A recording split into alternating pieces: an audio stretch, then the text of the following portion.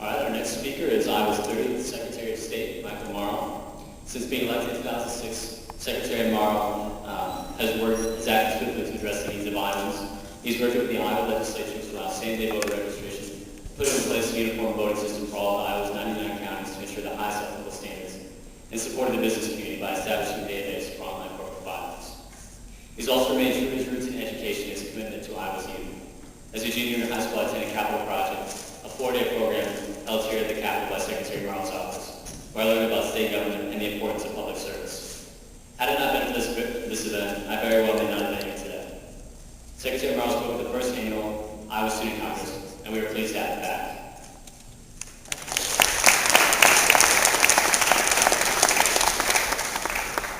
Thank you very much. It's great to be back.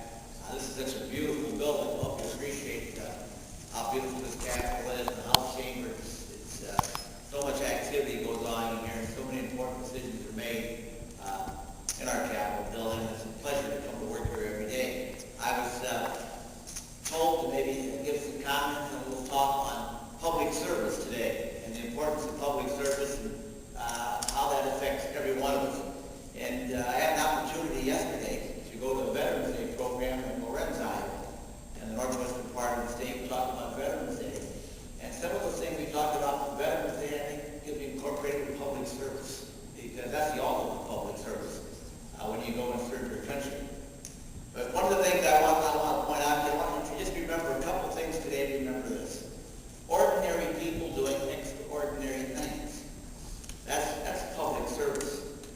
And then remember this, life's a journey, and we take a journey every day, and sometimes that journey becomes pretty routine, sometimes it's pretty boring, but during the course of our life, there's going to be bumps along the way that's going to lead, and opportunities along the way is going to lead to choices that we have to make. And those choices are going to affect where we end up in life, from how we get married to our occupation, and some of these would never happen. It would never happen, this journey would never happen, these opportunities would happen if we didn't take some type of a chance, take some type of a risk. So that's what the theme's going to be today. It's going to be ordinary people doing extraordinary things, a journey with opportunity and choices. So I come here today to speak to you about the importance of getting involved in your school, your church, your job, or your community. I come here today to challenge you to set goals that will help you be successful in life. I come here today to remind you that each of you is a special person who needs to look in the mirror every day and see something good. A lot of people don't do that, and see something good. Don't take yourself too serious, and most importantly, learn how to laugh. I come here today to encourage you to get involved in public service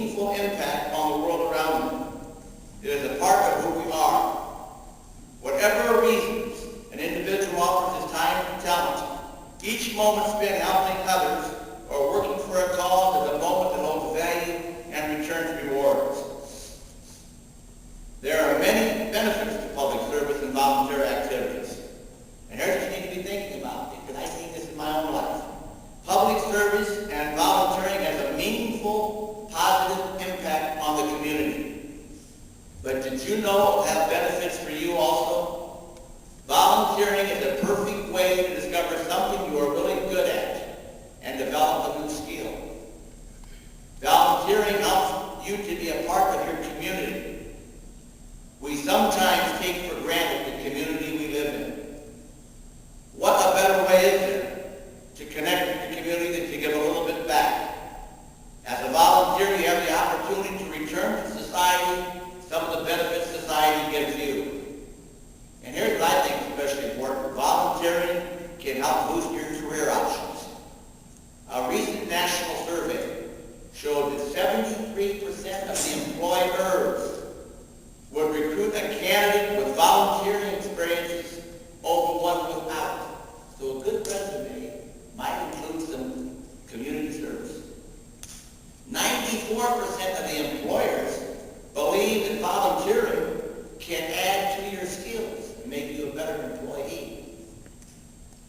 And 94% of the employees, that would be you, the employees, who had volunteering experience, said that benefited them in getting their first job and improving their salary and helping them get promoted. Volunteering brings together a diverse range of people from all backgrounds and walks of life. Both the recipients of your volunteer efforts and your co-workers can be a rich source of inspiration and an excellent way to develop your interpersonal skills. Volunteering offers an incredible networking opportunity. Not only will you develop lasting personal and professional relationships, but it's also a great way to learn about people from all walks of life. Former President Ronald Reagan once said, "No matter how big and how powerful government gets, and the many services that government provides, it could never take the place of volunteers." Being a good public servant and volunteer requires one to have a proper outlook on life. Each day is a new journey. Remember we talked about journey that presents opportunity and choices. This is the key. Our attitude will make a big difference in our success and happiness in the future.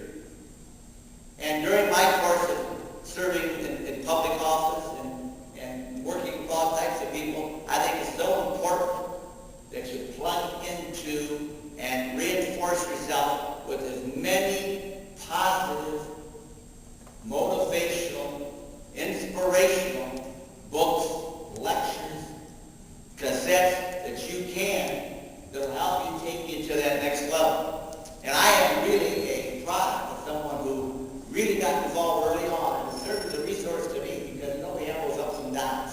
And there's certain days we feel like throwing the towel in, and there's other days we feel like we can solve the whole world. But it'll help you keep a balance if you keep going back and back and back, and you see about goals and attitude. That's going to make a big difference. So I want to go through with you some attitude adjustments that will help you be a better public servant and a better volunteer. It's important that you enlarge your vision. We never enlarge our, I